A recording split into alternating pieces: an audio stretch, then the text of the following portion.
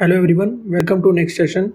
In this session we will understand what is XML. So XML stands for Extensible Markup Language. So these are the few points which we will discuss. So to start with, so why XML is called a markup language? Because it has tags just like HTML. So in HTML we have predefined tags, right? But in case of XML, the tags itself are self-descriptive. So suppose we have a employee record, so it has different attributes like name, right, marriage status, or the age, right? So those are in itself self-descriptive. But in case of if we think of if we consider the HTML, that is also a markup language. In that case there are predefined tags defined, because there are language for designing purpose, we can say. But XML is totally used for data exchange, right, over the internet. So it is a human and machine readable. Give me a second. So it's a human and machine readable. So a human and machine readable means a human can easily understand it, because the tags used are quite descriptive and we can easily understand it. And similarly, in a machine can also understand it quite easily. So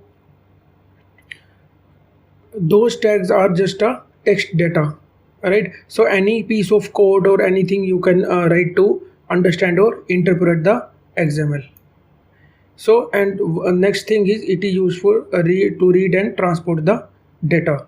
So just like we have discussed in the JSON also, which is used for transporting the data. So if we are considering a web service or suppose a SOAP API, so to interact between for two systems to interact with each other, they must be able to transfer the data, and those should be language independent, right? So here XML plays a quite important role that helps in transporting the data.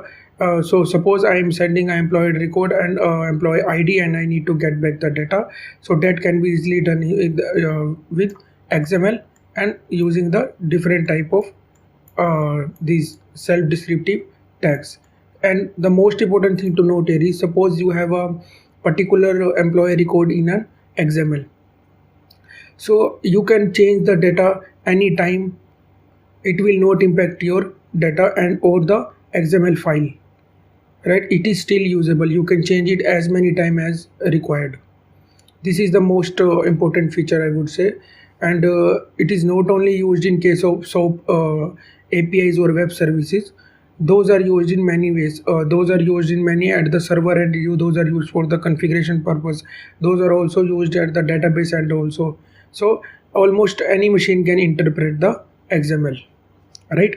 That's why it is mentioned here, that is platform independent. You can easily use XML on any of the platform. If you are suppose upgrading your platform from Windows to Linux, or suppose you are upgrading the hardware or something else, then XML has no impact on that. It will still behave as it was doing earlier, right? So that's are the quite a few of the important features of XML. So self-descriptive we have already discussed, right? So that's how so why we are discussing the XML here is because in our upcoming session we will understand how to create a SOAP web service also, right? So that's why these are the building, or these are the foundations of understanding the API.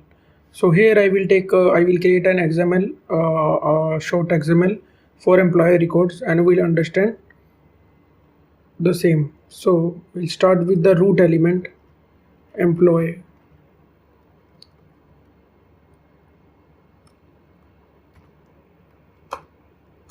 And we'll give the employee, these will be the employee attributes, right? So these are the, we will give them by different tags. So it can be a name. So let's give the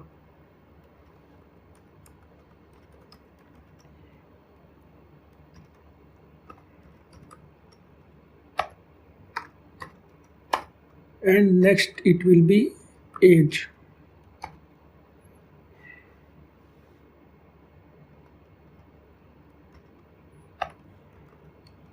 So as you can see, these elements, all the elements, name and age, those are self-descriptive. That we discussed in our previous session, right? So anyone, any layman can understand what this data signifies, right? And the next thing is,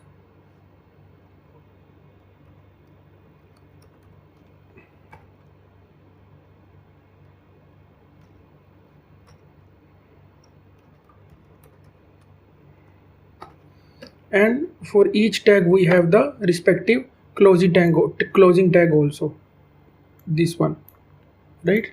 Now we are left with employee tag.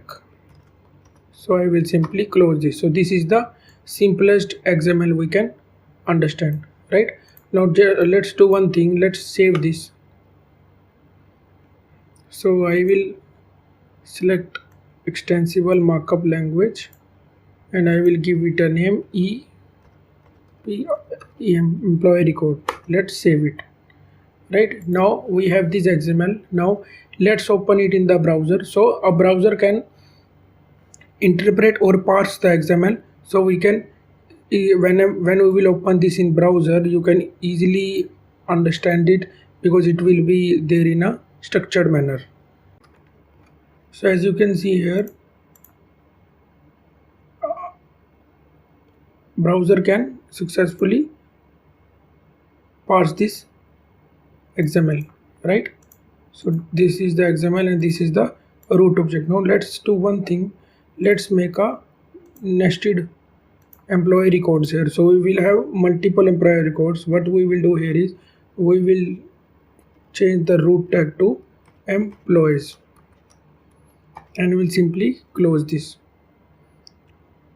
And next, similarly, we will here also we will do the same thing. We'll have a closing tag and simply we need to create one more record here, right? And here what I will do is I will mention a different record. Let's say a dummy record. Age is 25 and gender is female, and I will save it, right? Now let's see how it is, if it is see. So now as you can see, now within the employee we have two records.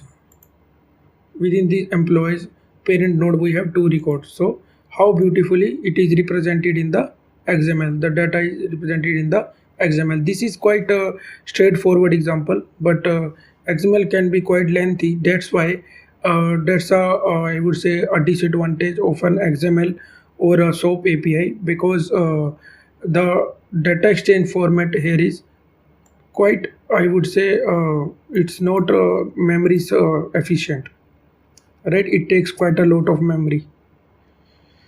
So thank you guys. I think so you all are now clear about the XML. Let's move to our next session. Thank you.